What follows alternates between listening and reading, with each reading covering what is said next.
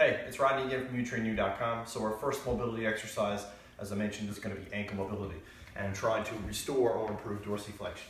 So what you're going to need for this one is just a basic dowel or broom handle, just some stick you can hold on to.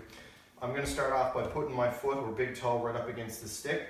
Okay, what I'm going to do now is start my dorsiflexion movement by bringing my knee forward while trying to keep my heel down. I move until I get to a point where I can just barely keep that heel down.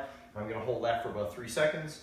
Come on back in. You'll notice I keep my knee to the outside of the dowel. This is really important because this will allow me to keep proper alignment of my knee over my ankle, which will be really important for exercises like squats and lunges. So we want to try to create a better movement or better mobility in that pattern by keeping my knee to the outside of the stick.